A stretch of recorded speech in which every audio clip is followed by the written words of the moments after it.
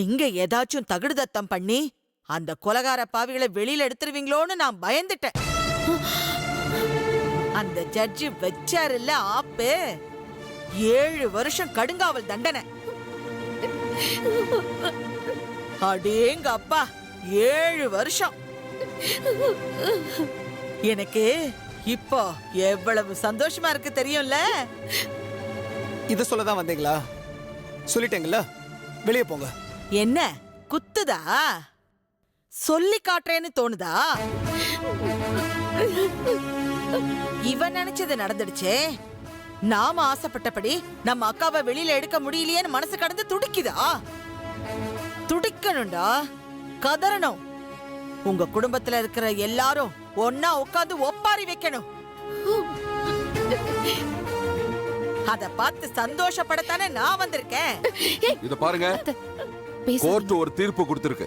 நாங்க எல்லாரும் அதை மதிக்கிறோம், புரியுதுங்களா? என் பொண்ணு ஒத்துக்கிட்டதுனாலதான் இந்த தண்டனையும் தீர்ப்போம்.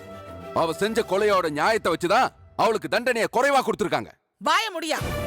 என்னத்த நியாயத்தை கண்டுட்ட? என் பிள்ளைய அடிச்சு கொண்டது உங்களுக்கு எல்லாம் நியாயமா தெரியுதா? நியாயம் தாங்க. வனிதா பண்ணது 100க்கு 100 ரைட். உங்க பையன் மாதிரி ஒரு ஆள் இந்த சொசைட்டில வாழக்கூடாதுன்னா வனிதா கொலை பண்ணிருக்கா. அதை நினைச்சு நாங்க பெருமைப்பட்டுட்டு இருக்கோம். நீங்க நினைக்கிற மாதிரிலாம் இங்க யாரும் அழுதுகிட்டு இல்ல. இன்னும் கொஞ்ச நேரத்துல எங்க அம்மா வடையும் பாயசமும் சமைப்பாங்க. இருந்து நல்லா கொட்டிட்டு போங்க. இவர் சொல்றது பொய் இல்ல. உண்மையிலே நாங்க வடை பாயசம் தான் வைக்க போறோம். எங்க அண்ணி எவ்வளவு பெரிய நல்ல காரியம் பண்ணிருக்காங்கன்னு நாங்க சந்தோஷப்படாம வேற யாரு சந்தோஷப்படுவாங்க? இந்த 7 வருஷம் எங்களுக்கு ஒன்றும் பெரிய விஷயமே இல்ல. இந்த செஷன்ஸ் கோர்ட் இல்லனா ஹை கோர்ட் இருக்கு. அதுவும் இல்லனா சுப்ரீம் கோர்ட்னு ஒண்ணு இருக்கு. எங்க அண்ணியை எப்படி வெளியே வர வைக்கணும்னு எங்களுக்கு தெரியும், புரியுதா? நீங்க சந்தோஷப்படுங்க, ஆடுங்க, பாடுங்க, என்ன வேணாலும் பண்ணிக்கோங்க. ஆனா அதை உங்க வீட்டோட வச்சுக்கோங்க. தயவு செஞ்சு இந்த பக்கம் வராதீங்க. மரியாதையா வெளியே போயிட்டா உங்களுக்கு நல்லது. இல்லன்னா என்னடி பண்ணுவ? கழுத்தை புடிச்சு வெளியே தள்ளுவேன். பாக்குறியா? போறையா? போகத்தான் போறேன். எந்த கோர்ட்டுக்கு போனாலும் அந்த கொலைகாரியை காப்பாற்ற முடியாது. காப்பாத்தவும் விட மாட்டேன்.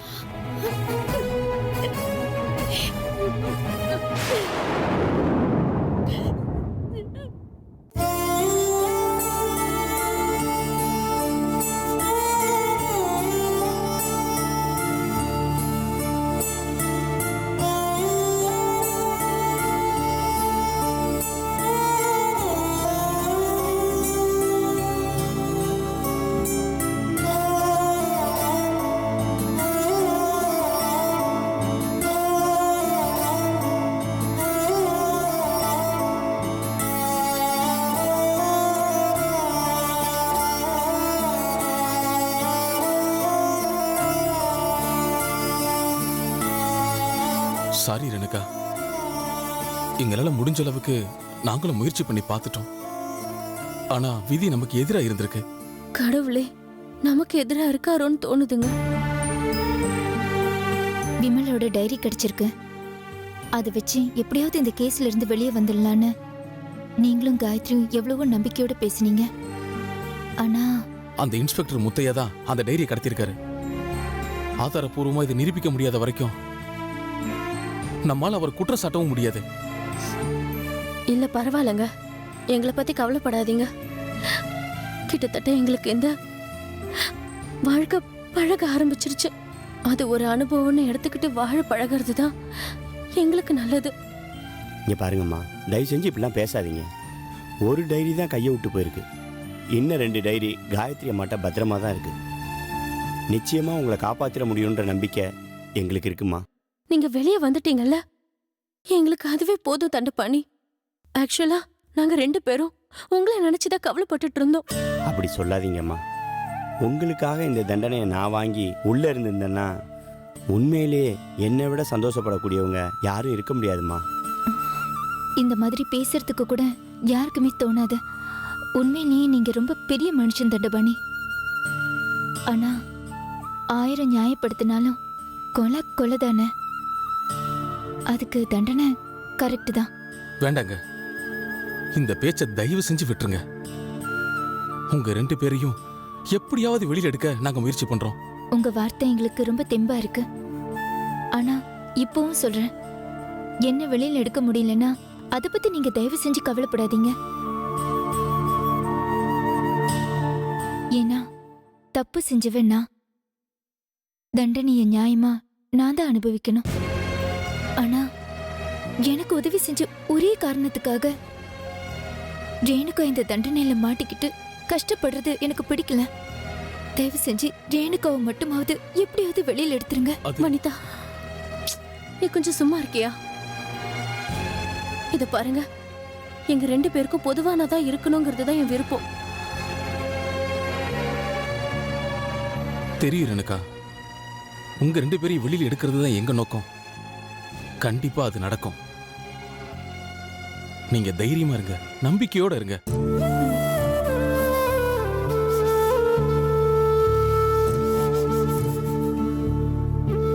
சரிங்க, நீங்க கிளம்புங்க.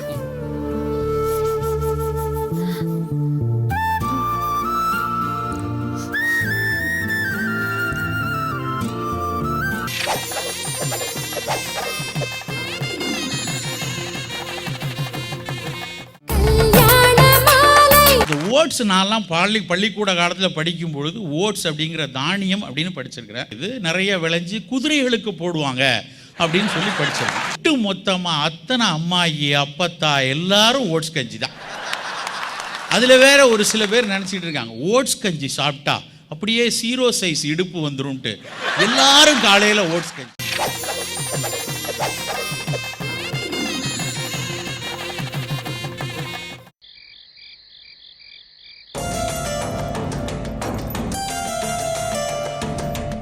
அத்தை, அத்தை, இதோ வரேன்ப்பா. அத்தை, என்னப்பா திடீர்னு கிளம்பிட்ட? ஊருக்கு கிளம்பிட்டேன். உமாவை நீங்களும் கிளம்புங்க, ஊருக்கு போயிட்டு வந்துடலாம். எதுக்குப்பா? என்ன தெரியாத மாதிரி கேள்வி கேட்குறீங்க?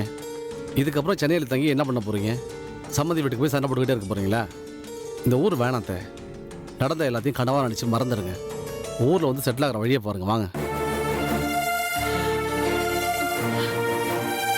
ஆசையதான்ப்பா இருக்கு, ஆனா எப்படி முடியும் சொல்லு? எந்த முகத்தை வச்சுக்கிட்டு நான் ஊருக்கு திரும்பி வருவேன்? எந்த முகத்தை வச்சுக்கிட்டு உங்க அப்பாவை வந்து பாப்பேன்? என் வீட்டுக்காரர் இருந்த வரைக்கும் ஒரு நாள் கூட உங்க அப்பனை அவர் மதிச்சது இல்லையே. வாய்க்கு வந்தபடி எல்லாம் பேசி என் அண்ணன் வயிற்றுச்சில கொட்டிக்கிட்டு அப்படி என்ன சுகத்தை தான் அவர் கண்டாருன்னு எனக்கு இப்ப வரைக்கும் புரியலப்பா. அதெல்லாம் பழைய கதை. காலம் மாறி போச்சு, அதை முதல்ல புரிஞ்சுங்க. காலம் மாறத்தான்ப்பா செய்யும், ஆனா மனுஷன்னு ஒண்ணு இருக்கே. கல்வெட்டு மாதிரி மனசுல பதிஞ்சு போன காயம் இல்ல எப்படி அவ்வளவு சீக்கிரம் அழியும்? மனசுக்குள்ள என் அண்ணனை பார்க்க மாட்டோமா? என் அண்ணனோட 4 வார்த்தை அன்பா பேச மாட்டோமா? நல்ல உறவோடு இருக்க மாட்டோமான்னு நான் ஏங்காத நாளே இல்லப்பா. ஆனா இன்னி வரைக்கும் என் அண்ணன் என்னை பத்தி ஒரு வார்த்தை பேசியிருப்பாரா? ஏதோ அத்தைங்கிற பாசத்தோட நீ என்ன நம்பி இங்க வந்திருக்க, உரிமையோட உங்க வீட்லயே இருக்கேன்னு நீ சொன்ன. இதுக்கு உங்க அப்பா ஒத்துக்கிட்டதே பெரிய விஷயம்ப்பா. அத்தை, நாங்கள் தங்கி இருக்கிற விஷயம் அப்பாவுக்கு தெரியாது. ஏதோ ஊருக்கு வந்த புதுசுல குவார்டர்ஸ் கிடைக்கல, ஒரு 10 days அங்கே தங்கியிருக்கான் அப்படின்னு அம்மா சொல்லியிருக்காங்க. மற்றபடி இங்கே தங்கியிருக்கிற விஷயம் அப்பாவுக்கு தெரியாது அத்தை. ஆமாம், நீங்கள் இவ்வளோ பேசுகிறீங்களே, உங்கள் அண்ணனுக்கு ஒரு ஃபோனை போட்டு நீங்கள் தான் பேசுறது. என்ன ஃபோனில் வாய்ஸை கட்டுறது கட் பண்ண போகிறாரா? சொல்லுங்க. அப்படி இல்லப்பா, அவமானம்னா கொஞ்சம் நஞ்சம் அவமானம் இல்ல. எங்க அப்பா என்ன கட்டி கொடுத்தப்ப என் கல்யாணத்தை ஊரே அசந்து போய் பார்த்துச்சு. என்னமோ இளவரசிக்கு கல்யாணம் பண்ற மாதிரி அந்த காலத்துல என் கல்யாணத்தை நடத்தி வச்சாரு. எங்க அண்ணன் தான் எல்லா வேலையும் தான் தலைமையில தூக்கி போட்டுக்கிட்டு ராப்பகலா அலைஞ்சாரு. ஆனா பகன்னு ஒண்ணு உருவானதுக்கு அப்புறம் வார்த்தைக்கு வார்த்தை, பேச்சுக்கு பேச்சு, கசப்புக்கு கசப்புன்னு கொஞ்சம் கொஞ்சமா அது வளர்ந்து போய் கடைசியில ஒருத்தரோட ஒருத்தர் முகம் கொடுத்து பேச முடியாத நிலைமை ஆயிடுச்சு. அதுக்கப்புறம் தான் அந்த ஊரை விட்டு கிளம்பி வேற ஊருக்கு போயிட்டோம்ப்பா. இப்போ திரும்பவும் சொந்த ஊருக்கு போறதுன்னா எப்படிப்பா முடியும்? தப்பே இல்லத்த. எங்க அப்பாட்ட நான் பேசுறேன். என்ன பண்ணிடுவாரு? என்ன கடிச்சு சாப்பிட்டுருவாரா? இத பாருங்க, நீங்க கூட போறத தங்கச்சி உங்களை எப்படி விட்டுருவாரு அவரு? அது மட்டும் இல்லாம பிமல் மாமாவும் இல்லாம நீங்க ஆதரவு இல்லாம தனியா கஷ்டப்படுறீங்கன்னு தெரிஞ்சதுக்கு அப்புறம் எப்படி உங்களை கை விட்டுருவாரு? நீ சொல்றது வாஸ்தவம் தான்ப்பா. ஆனா ஊர் ஜனங்க முன்னாடி எப்படி தலை நிமிர்ந்து நிக்கிறதுன்னு எனக்கு தெரியலையே. என்ன விடுப்பா,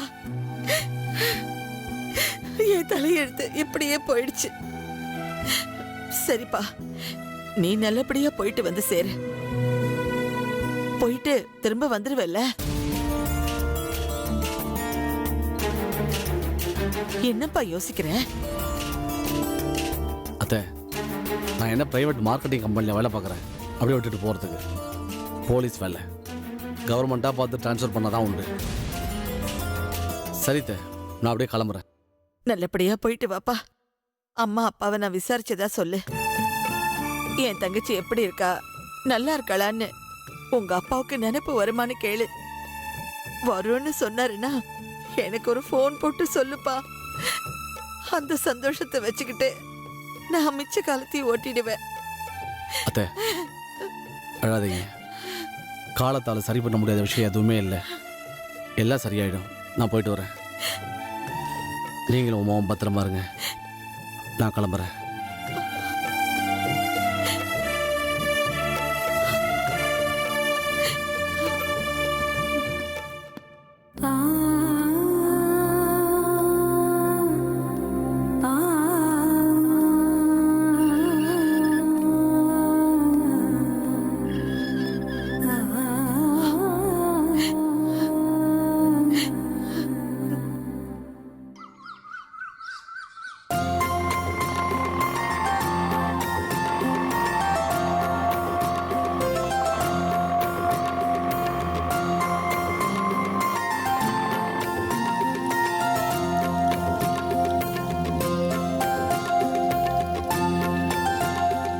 லக்ஷ்மி, நீ எதுக்கு இதெல்லாம் பண்ணிக்கிட்டு இருக்க?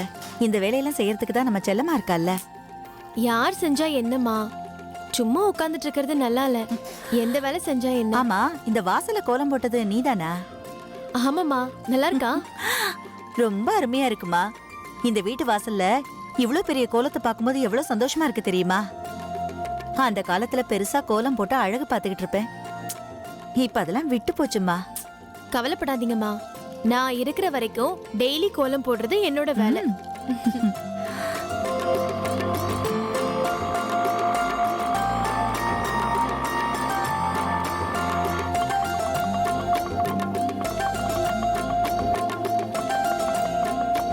இந்தாங்கண்ணே. சரி தம்பி.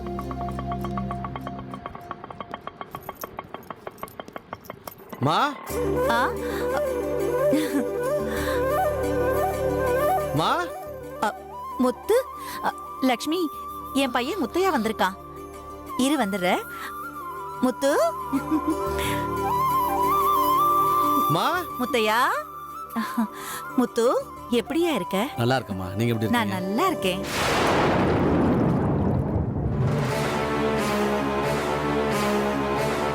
அப்பா எங்கம்மா? அப்பா தோட்டத்துக்கு போயிருக்காரு. மல்லிகா எங்கம்மா இருக்கா? அவளை கேளு, அதே ரூம்ல தான் அடைஞ்சு கிடக்குறா. நீ வந்ததுக்கு ஒரு 4 வார்த்தை எடுத்து சொல்லி புரிய வச்சுட்டு போப்பா. பாட படுத்துறாடா. நேரத்துக்கு சாப்பிட மாட்டேங்கிறா. சரியான பதிலும் சொல்ல மாட்டேங்கிறா. ஏன்டா இப்படி இருக்கா? சரி விடுங்கம்மா, நான் அவள்கிட்ட பேசிக்கிறேன். சரி, நீ முதல்ல குளிச்சுட்டு வா, நான் சாப்பாடு எடுத்து வைக்கிறேன்.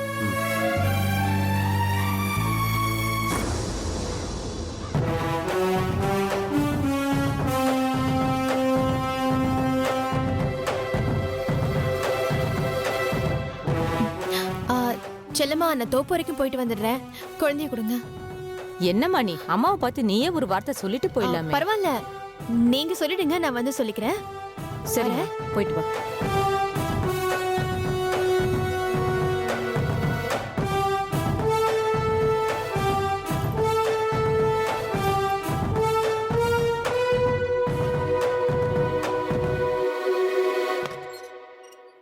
மல்லிகா அண்ணா அண்ணா ஹே என்ன இதெல்லாம் அழக்கூடாது. இதை பாரு, நீ என்ன சின்ன குழந்தையா? ஹே என்னம்மா இதெல்லாம்? இதை பாரு, இதை பாரு மல்லிகா, அம்மாவுக்கு கேட்க போகுது. அவருக்கு தெரிய நான் பேசாம இருக்கியா? சரி விடு விடு. அண்ணா நான் தான் வந்துட்டேன்ல, கவலைப்படாத.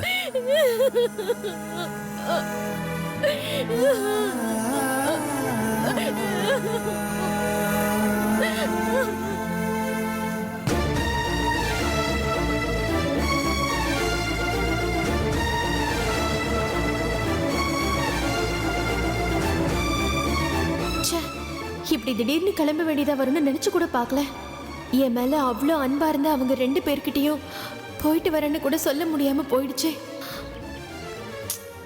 இதுக்கு பேர் தான் விதி போல இருக்கு.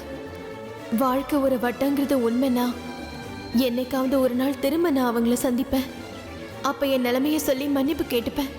என்னால வேற என்ன பண்ண முடியும்?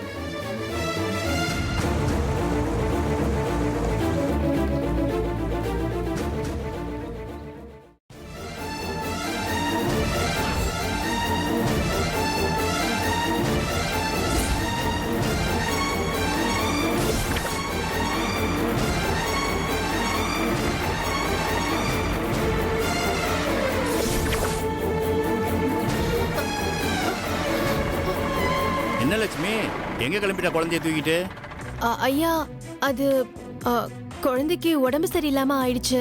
ஓ, அதான் பக்கத்து ஊர்ல மசூதி இருக்குன்னு சொன்னாங்க. அதான் போய் பார்த்துட்டு வரலான்னு. அட என்னம்மா நீ என்கிட்ட சொல்லியிருந்தா நான் மந்திரிச்சு விபூதி போட்டிருப்பேனே. அதுக்காக இல்லைங்கய்யா, எங்க ஊர்ல குழந்தைக்கு இந்த மாதிரி பூச்சி கடிச்சு அப்படி இப்படின்னு வந்துச்சுன்னா மசூதிக்கு தான் கூட்டிட்டு போறது வழக்கம். அதான் சொல்லவும் செஞ்சிருக்காங்க. அதான் அங்க போலான்னு. சரி நீ வா, வந்து வண்டியில ஏறு, நான் மசூதி கூட்டு போறேன். இல்ல பரவாயில்லைங்கய்யா, உங்களுக்கு எதுக்கு சிரமம்? நான் அட என்னம்மா நீ வா வா, வெயில் அடிக்குதுல, வந்து வண்டியில ஏறு வா. பரவாயில்லையா, நான் சொன்ன கேளு, வா நீ வாமா, வா வா, கொண்டா குழந்தைய கொடு. கிட்டி பையா. ஐய என்ன பண்ணுது உங்களுக்கு? உடம்பு சரியில்லையா? உடம்பா சரியில்லை? ஏண்டா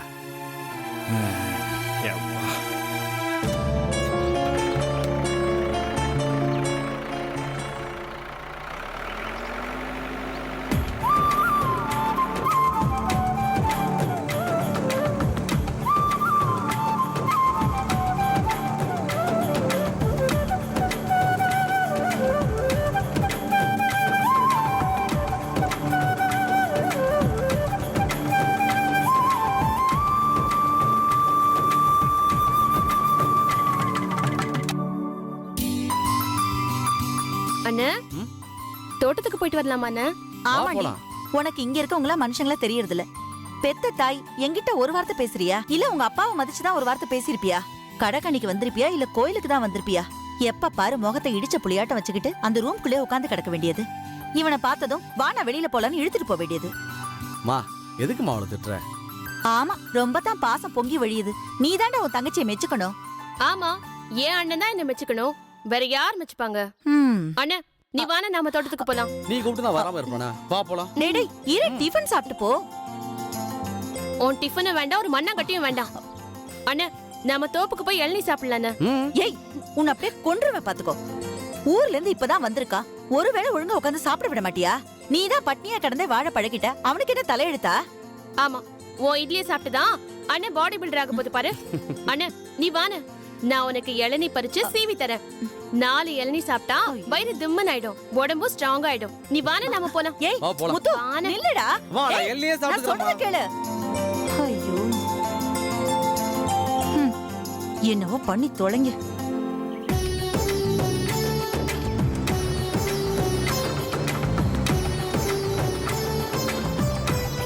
என்னம்மா, நீ சொன்ன மாதிரியே பாப்பாவுக்கு மசூதியில மந்திரிச்சாச்சு.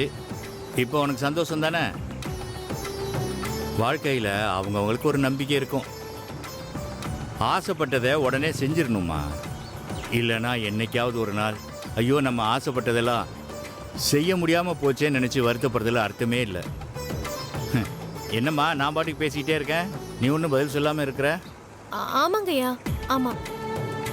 வாழ்க்கையில் எவ்வளோ விஷயங்களுக்கு மெனக்கடுறோம், எவ்வளோ விஷயங்கள் நடக்கணும்னு நினைக்கிறோம். எல்லாமேவா நடக்குது? சிலது நடக்குது, சிலது நடக்காமல் போயிடுது. நடந்த சிலதும் நமக்கு பிடிக்காம போகுது. நல்லதும் கெட்டதும் கலந்தது தாம்மா வாழ்க்கை. என்ன ஒன்று, நடந்ததில் நல்லதை மட்டும் எடுத்துக்கிட்டு கெட்டதெல்லாம் விட்டுறணும். ஐயோ அது நடக்கலையே இது நடக்கலையே நினச்சி வருத்தப்படுறதுல அர்த்தமே இல்லை. என்னடா சம்மந்தம் இல்லாமல் பேசிட்டு வரணும்னு யோசிக்கிறியா? அது பெரிய கதை. ஏன்னா ஏதோ பழைய ஞாபகம். ஒரு நாளைக்கு வேலை இல்லாமல் சும்மா இருக்கும்போது சத்தியமாக முழு கதையும் உங்ககிட்ட சொல்கிறேன், சரிதானே? ஐயா நிறுத்துங்க ஐயா. ஏம்மா, எதுக்கு? மாந்தோப்புல மாங்காய்லாம் பறிக்கிறாங்க ஐயா. ஆளுங்க என்ன பண்றாங்கன்னு நான் போய் பார்த்துட்டு வந்துடுறேன்.